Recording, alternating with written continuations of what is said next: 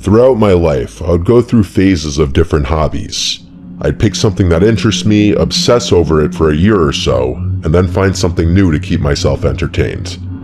During the summer of 2022, I was big into fishing. About an hour's drive away is a shore house my family has owned for decades that's on the water with a lagoon and small Boston whaler.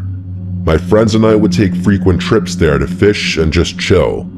It was the following October after summer when my two friends Kevin and Arian decided to hit the shore house for a weekend to try to catch some striper, as they're abundant during the fall months. Kevin was an avid fisherman, which was a big reason why I got into the whole fishing craze in the first place. Unfortunately, during this time, our boat was out of the water due to maintenance, so we'd have to fish off the beach and piers. This was no problem though, as Kevin had all the necessary rods and gear to do so. We got together on a Friday afternoon, and I drove us all down. When we got there, we fished during the day off of different piers along the inlet. Night rolled by and only one of us had caught fish, which was Kevin of course. It was just a small bass though, nothing too exciting. Bummed about our luck, we decided to stay up late to fish off the beach during the night. Kevin said he knew a good beach spot about 15 minutes away, which took us down a desolate road with woods on both sides. It opened up into a small gravel parking area, or at least what seemed like one. Kevin said since we'd have to walk a little ways to the spot, we should take everything we need now so we won't have to go back to the car to get anything. We planned on staying up to catch the sunrise, so we packed accordingly.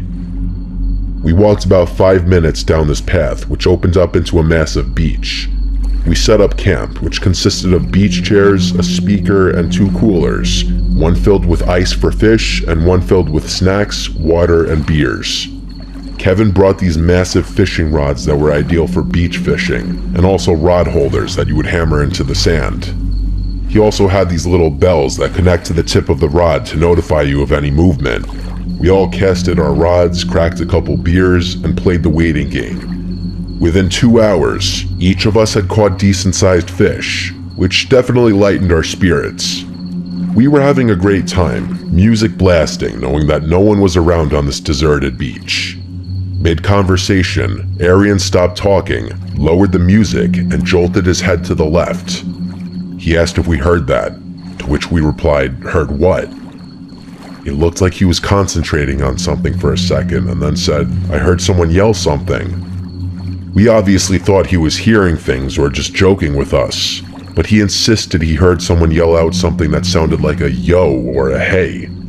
Either way, it seemed unlikely given that we were on some hidden beach at like 1 a.m., so he quickly forgot about it and our conversation resumed. It definitely made us more aware though.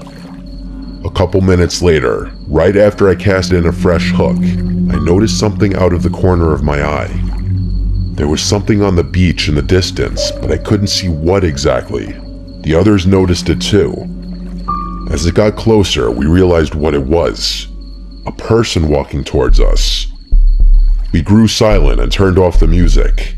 He came up to us. It was a middle-aged white man, maybe 40 or 50. He was wearing a dark blue jacket with a hat and hood up.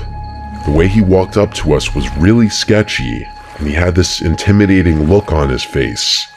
We said, "What's up?" kind of awkwardly. He just eyed us down for like 10 seconds and then said in a low voice, "What are you boys up to?" It was pretty apparent what we were up to. Kevin said we're fishing, and he let out some grunt of acknowledgement and nodded his head. He didn't say a word after that and just stood there looking at us, and then the rods, and then the water. We shot each other looks, thinking he was going to try and rob us. There's no way he could have taken on the 3 of us, though. The bell on one of our rods broke the silence, notifying us that we had potentially hooked a fish. I said we got one, kind of directed at everyone, but mostly that weird guy in hopes that I would get some response out of him like a normal person. I walked over to the rods and reeled in a small striper. When I went back to unhook the fish, that man had turned around and left. We watched as his dark silhouette faded away into the night. We made sure that we had all of our belongings, then sat and just talked about how odd that encounter was. He left without harming us though, so we concluded that he was just some weird man who is now thankfully out of our business. We kept the music off just to be cautious and cracked a few more beers as our conversation transitioned to different topics. At one point, while staring into the horizon, I thought I heard something in the distance.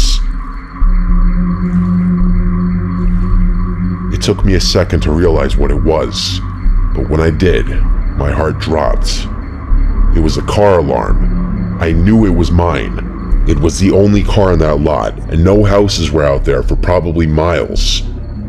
We started panicking and decided to run back to the car, leaving all of our stuff behind. It took us a couple minutes to get there, and when we did, I was completely distraught.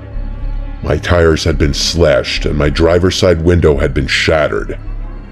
I got on my phone with the police immediately and told them my location and situation. The operator asked if I knew who may have done it, and we said some sketchy guy came up to us as we were fishing. She asked if I knew where he went, and I said no. Just as I said this, we heard rustling in the woods around us. My heart rose into my throat. I felt trapped. We frantically ran like 200 yards down the road and hid in the trees. I told the operator this, and she said to stay hidden and keep quiet. Within 10 minutes, we saw 2 cop cars speed past with their lights on. We ran back to the car and saw 3 officers searching the area. Multiple things had been stolen, including my wallet, some cash that was in the glove box, and the remainder of Kevin's fishing gear. They found a large knife lying on the ground nearby, which they took for fingerprints and evidence. I told them the whole story with my adrenaline still pumping. They said we were smart to run away and hide, as it's very likely this man meant us harm. Those words made me appreciate my life so much more. The officers made us feel safe, and were nice enough to help us pack up the equipment and carry it back. They took down our information and gave us a ride back to the house. We stayed up all night reflecting on what had just happened. That morning, Arian got us a ride up north, and I picked up my car from the shop a few days later. To this day, this is by far the most frightening experience I've ever had. What was supposed to be a normal fishing trip became a terrifying ordeal that cost me hundreds of dollars worth of damages. I never got a call back from the police, meaning that guy is probably still out there. Needless to say, I gave up fishing as a hobby and haven't touched it since.